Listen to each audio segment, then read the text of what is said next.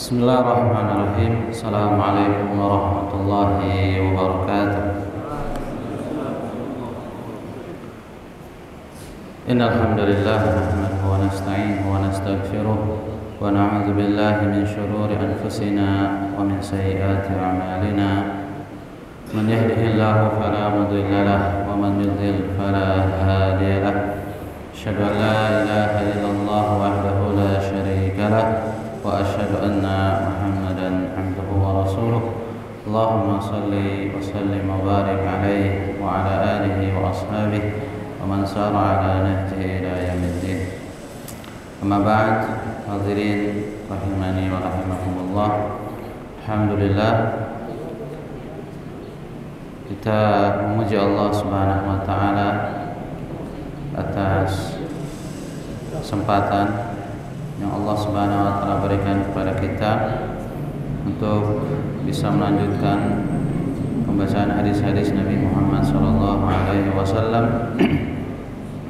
Masih di bab yang sebelumnya, bab tentang keutamaan zuhud. Hadis yang akan kita bacakan masih hadis yang diriwayatkan oleh sahabat Abu Hurairah radhiyallahu anhu. Qala al-Imam An-Nawawi rahimahullahu ta'ala wa anhu 'ani Nabi sallallahu alaihi wasallam, dari Abu Hurairah, semoga Allah meridhoinya, dari Nabi Muhammad sallallahu alaihi wasallam, qala, beliau bersabda, ta'isa 'abdud dinar wa dirham wal qatifah wal khamisah in u'tiya radiyah wa in lam yu'ta lam yarda. Rawahul Bukhari. Nabi sallallahu alaihi wasallam bersabda, celakalah hamba dinar dan dirham dan qatifah dan khamisah. Di hamba dinar, hamba dirham, hamba qatifah, hamba khamisah. Jika ia diberi, dia ridho, namun jika tidak diberi, ia tidak ridho. Hadirin rahimani wa rahimakumullah, kita mencoba mempelajari hadis ini dan semoga banyak hal yang akan kita petik dan tentunya kita tanamkan dalam hati pesan-pesan apa saja yang terkandung di dalam hadis ini.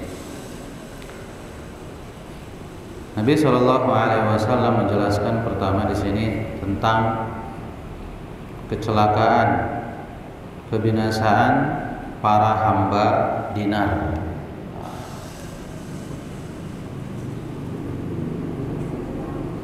Tentu di sini kalimat abdun dinisbahkan kepada dinar.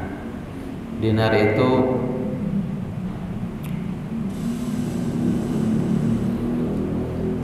dari emas, ya. Kalau dirham dari perak. Zaman dahulu ini adalah mata uang yang dipakai di zaman Rasulullah Sallallahu Alaihi Wasallam. Dinar berasal dari emas, sedangkan dirham dari perak. Hamba dinar, tentu maksud penghambaan di sini bukan seseorang itu sujud kepada emas, bukan pula yang dimaksud dari hamba atau penghambaan kepada dinar itu adalah dengan seseorang itu sholat, memujinya dan seterusnya. Bukan. Tetapi yang dimaksud dengan penghambaan di sini adalah ta'alluqul qalbi bihi, keterikatan, ketergantungan hati terhadap harta. Dalam artian bahwa seseorang yang sudah menjadi hamba dinar atau hamba harta yang lainnya, artinya begitu kuat hatinya itu terpaut dengan harta. Setiap apa yang ada di pikirannya itu adalah bagaimana cara mengumpulkan harta sebanyak-banyaknya. Setiap waktu, setiap saat, setiap kesempatan yang ia pikirkan adalah ada untungnya atau tidak, berbuah rupiah atau tidak, apakah akan ada keuntungan yang dia dapat atau tidak. Begitu hidup. Bahkan sampai di saat-saat terpenting ketika dia beribadah kepada Allah Subhanahu wa taala, yang dipikirkannya juga adalah harta. Ketika takbir Allahu Akbar, teringat usahanya seperti apa, apakah ada keuntungan atau tidak. Ketika sujud juga teringat, ya, dan seterusnya.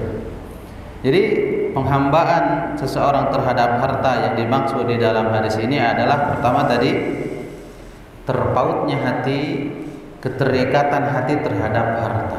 Tidak jauh dari pikirannya itu kecuali harta. Bagaimana ia mengumpulkan harta sebanyak-banyaknya. Kemudian juga ketika sudah mengumpulkan harta tersebut sudah berada di dalam genggamannya, dia merasa khawatir harta itu hilang.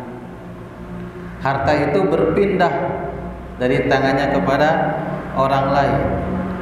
Bahkan sampai pada tingkat seseorang itu pelit terhadap dirinya sendiri. Seolah-olah tidak ridho harta itu lepas darinya, walaupun akadnya jual beli. Saya beli sesuatu, membayar dengan harta saya. Tapi ada orang-orang yang sampai di mana dia itu sangat berat sekali melepas hartanya, padahal dia ingin membeli sesuatu.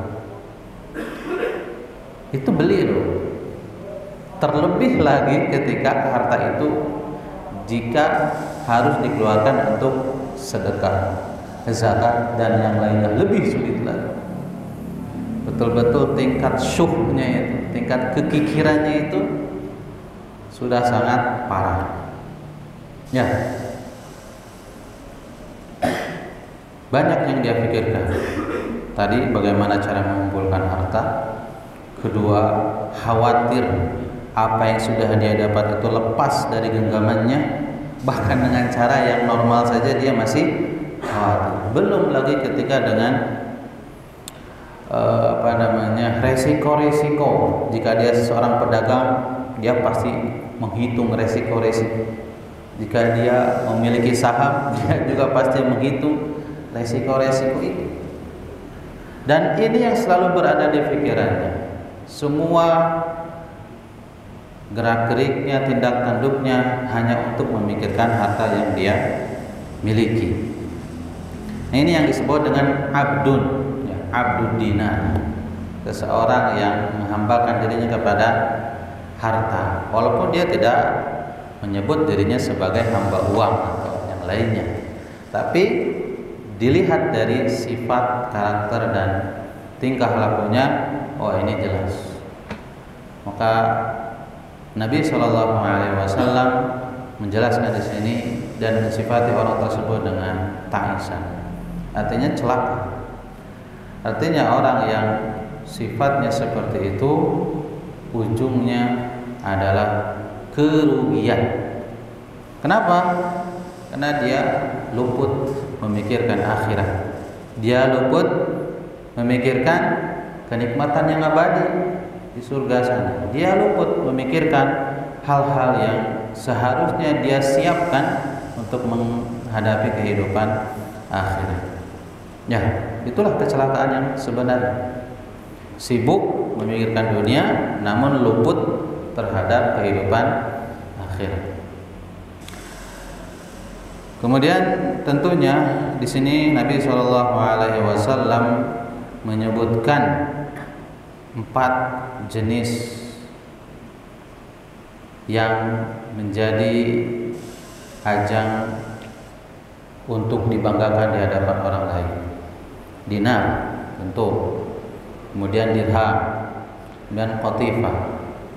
Qatifah ini sejenis kain mewah yang biasa dimiliki oleh para bangsawan Arab. Wal khamisah juga sama, sejenis kain yang memiliki corak dan jenis tertentu. Dengan 4 hal ini tentunya bukan sebuah batasan, bukan sebuah batas, bukan berarti tidak ada hal-hal lain yang dibanggakan oleh orang-orang. Tentunya banyak, apalagi di zaman sekarang. Ada orang yang sangat tergila-gila dengan jenis pakaian, ada jenis kain tertentu, bahkan pabrikan tertentu, bahkan merek tertentu. Betul? Ada. Dia bangga dengan memiliki jenis pakaian dengan merek tertentu, dengan jenis kain tertentu, bahkan dia mengoleksinya. Tidak ada satupun model terbaru yang diluncurkan dari produk ini kecuali dia tahu, dia membelinya dan mengoleksinya di lemari bajunya. Terutama perempuan tergila-gila dengan fashionnya. Perempuan pada zaman saat ini tidak lepas dari perhatian mereka terhadap keluaran terbaru dari merek-merek baju ternama. Bahkan bukan dengan harga yang murah, tapi dengan harga yang sangat fantastis. Bisa kita mungkin kalau kita beli baju ya ratusan ribu, tapi ada orang yang jutaan, puluhan juta, ratusan juta dia beli. Kenapa? Ya obsesinya. Mungkin sudah terpaut hatinya untuk suka dengan barang-barang tersebut dan tidak memikirkan kecuali terus mengoleksi. Bukan hanya baju, yang lainnya juga tas, sepatu, apalagi kendaraan. Dan itu yang disebutkan oleh Al-Imam Al-Qurtubi rahimahullah ta'ala. Ada sebagian orang itu yang memang kebanggaannya terletak pada pakaiannya, kebanggaannya terletak pada kendaraan, sehingga orang-orang yang seperti ini sebetulnya sedang mendapatkan ujian dari Allah Subhanahu wa ta'ala. Maka kita harus paham bahwa orang-orang yang seperti itu Nabi SAW doakan dengan tangis, dengan kecelakaan, kehancuran dan kebinasaan. Maka jangan sampai kita juga terbawa dengan budaya yang sudah dianggap normal oleh orang-orang di dunia. Contoh misalkan HP. Ya, ada yang orang itu membeli HP itu bukan karena kebutuhan, betul, tapi karena gaya, gengsi. Setiap kali keluaran terbaru dia beli, yang lama dijual. Terus seperti itu kehidupannya. Keluar yang terbaru, jual yang lama, beli lagi. Keluar yang baru, terus gonta-ganti HP. Padahal kalau dilihat dari segi pemanfaatan sama saja. Maka kita sebagai seorang muslim tentunya harus bersikap bijak dalam hal-hal seperti ini. Jangan sampai model-model kehidupan orang-orang di luar sana menjadi bagian dari kehidupan kita. Ya, minimalnya HP itu berganti produk itu dalam satu minggu itu berapa? Dalam setahun sekali. Maka jangan setahun sekali ganti. Yang lebih bahaya lebih pendek dari setiap 6 bulan sekali, setiap 3 bulan sekali. Nah, jangan sampai kita juga menjadi orang-orang yang terlalu konsen dalam masalah-masalah seperti ini. Masalah-masalah seperti ini, jam tangan atau apa yang lain. Belilah sesuai kebutuhan. Dan jangan terlalu hati ini digadaikan hanya untuk mencintai hal-hal yang seperti ini.